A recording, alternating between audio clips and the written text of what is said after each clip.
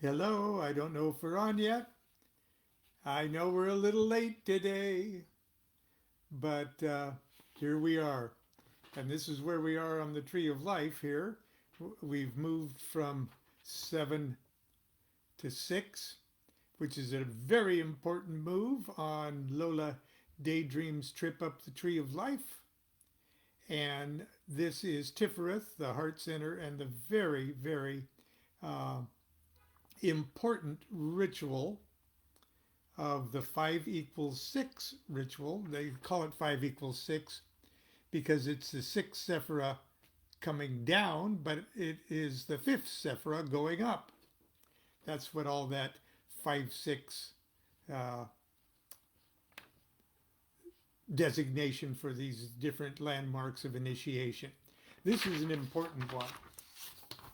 And as this story is, excuse the dour Spartan look today. I was out until just now, and I want to get this in. So excuse my disheveled look here, and my darkened office, looking all film noir. But anyway, remember, this is a thinly disguised or a thinly veiled uh, description of the Golden Dawn initiatory process. Okay, so this is a big one. The 5 equals 6 initiation is a big one, and Crowley is doing the best he can uh, without thinking that he's violating his oaths of secrecy in any great degree. Uh, Trying to tell you kind of what actually goes on in the initiation. So,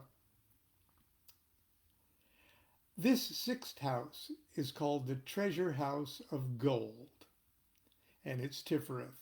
Okay, and the ceremony, the footnote is saying this, the ceremony is 5 equals 6. It is a most mysterious place as you ever were in. First, there's a teeny doorway you must crawl through on your hands and knees. And that footnote says it's referring to humility. That you must crawl through on your hands and knees, and even then I scraped ever such a lot of skin off my back. Then you have to be nailed on a red board with 4 arms. You need to be crucified. With a great gold circle in the middle, and that hurts you dreadfully. Then they make you swear the most solemn things you ever heard of. How you would be faithful to the fairy prince and live for nothing but to know him better and better. So the nails stopped hurting because, of course, I saw that I was really being married. And this was part of it, and I was glad as glad. And at that moment, my fairy prince put his hand on my head, and I tell you, honor bright, it was the most wake up than ever before. Even than when he used to kiss me. After that, they said I could go into the bride chamber.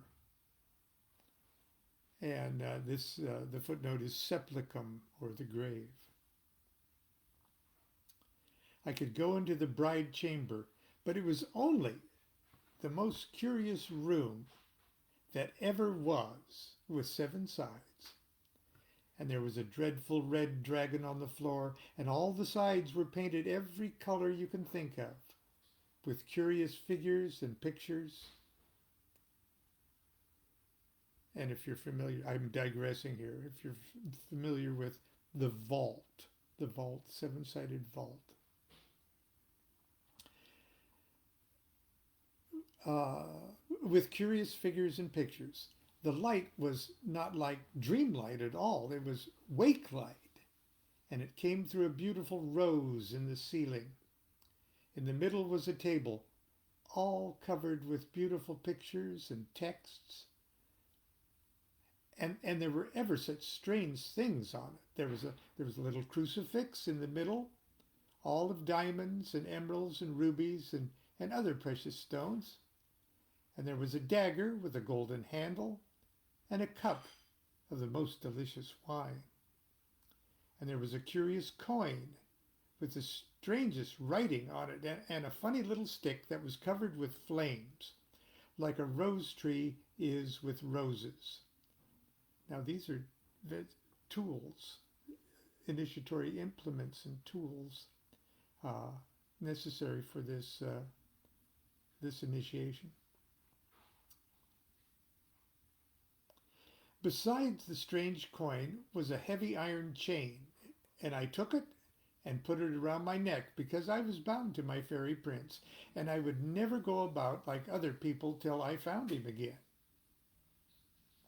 And they took the dagger and dipped it in the cup and stabbed me all over to show that I was not afraid to be hurt, only if I could find my fairy prince.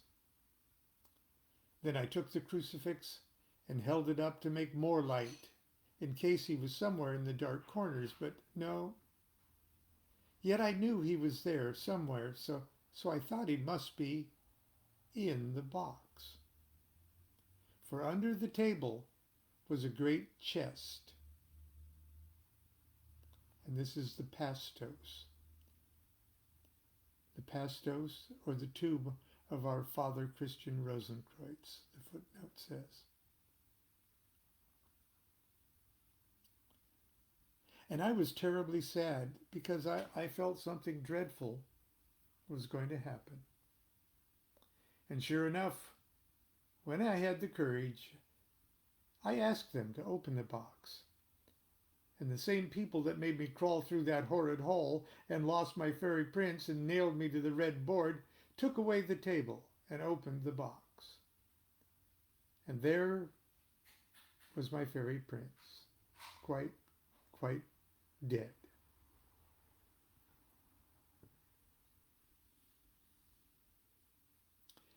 If only you knew how sorry I felt.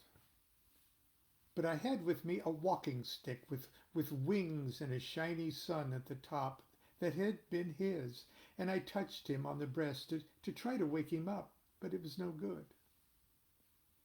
Only I seemed to hear his voice saying wonderful things, and it was quite certain that he wasn't really dead. So I put the walking stick on his breast, and another little thing he had, which I had forgotten to tell you about. It was kind of a cross with an oval handle that he'd been very fond of. That's an ankh or a crux ansata. But I couldn't go away without something of his, so I took his shepherd's staff and a little whip with blood on it and jewels oozing from the blood, if you know what I mean, that they had put in his hands when they buried him. So she took the crux and staff, thy rod and thy staff. Then I went away and cried and cried and cried. But before I got very far, they called me back, and the people who had been so stern were smiling. And I saw that they had taken the coffin out of the little room with 7 sides. And the footnote quotes something from the New Testament. Why among the dead the living seek? And the coffin was quite empty. Then they began to tell me all about it, and I heard my fairy prince within the little room saying holy exalted things such as the stars. That's a holy, wonderful thing, but they're just going to have to wait. That the stars trace in the sky as they travel in the car called millions of years. Then they took me into the little room, and there was my fairy prince standing in the middle. So I knelt down, and we all kissed his beautiful feet, and the myriads of eyes like diamonds that were hidden in his feet laughed joy at us. One couldn't lift one's head, for he was too glorious to behold, but he spoke beautiful words like dying nightingales that have sorrowed for the fading of the roses and pressed themselves to death upon the thorns. And one's whole body became a single eye, so that one saw as if the unborn thought of light brooded over an eternal sea. Then there was light, as the lightning flaming out of the east even into the west, and it was fashioned as the swiftness of a sword. And by one rose up, then one seemed to be quite dead, and buried in the center of the pyramid the most brilliant light it was possible to think of. And it was wake light, too. And everybody knows that even wake darkness is really brighter than dream light. So you might just guess what it was like. There was more than that, too. I can't possibly tell you. I know, too, what INRI on the ring meant, and I can't tell you that either. Because the dream language has such a lot of important words missing. And it's a very silly language, I think. And by I came to myself a little, and now I was really and truly married to my fairy prince. So I suppose we'll always be near each other now. And that's where we're going to leave it today. There's more to talk about. Well, excuse me. I will go on. There was a way out of the little room with millions of changing colors. And I believe, yes. Ever so beautiful, and it was lined with armed men waving their swords for joy like flashes of lightning, and all above us, glittering serpents danced and sang for joy. There was a winged horse ready for us when we came out on the slopes of the mountain. You see, the sixth house is really in a mountain called Mont Abiegnus. Only one doesn't see it because one goes through indoors all the way. There's one house you have to go outdoors to get to because no passage has ever been made. But I'll tell you about that afterwards. It's the third house. So we got on the horse and went away for our honeymoon. I shan't tell you a single word about the honeymoon. And that's the end of that section. That is second chapter, explicit, or from the college of SS to the gateway of the eternal. And that's where we'll pick it up tomorrow for part 3.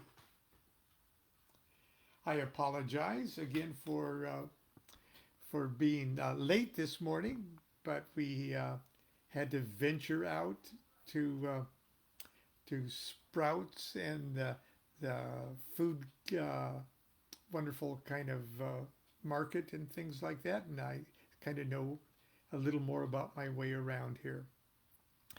Just a word, okay, I am preparing a new Zoom seminar for closer to the end of the month, and it is about the magical importance of invocation.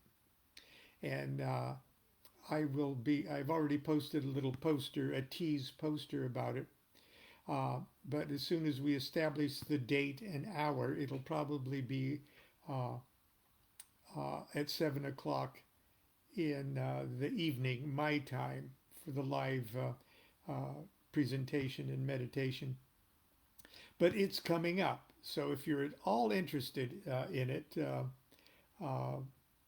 please be aware of it and watch for my postings for more details. Also, if you have any friends or acquaintances that would like to approach the subject of magic that you're interested in, so interested in yourself, and would actually like a what I consider to be a pleasant and non-threatening introduction to those subjects. All my Zoom seminars are hopefully pleasant and understandable, even for people who are at the very beginning of their careers. Uh, but anyway, you might want to share the fact that they could be part of this Zoom seminar too. And that, again, it'll be taking place a little closer to the end of the month. I will be sure to announce it. And until then, until tomorrow, continue to be good to yourself and be good to each other. Do what thou wilt shall be the whole of the law. Love is the law, love under will. Start your weekend now.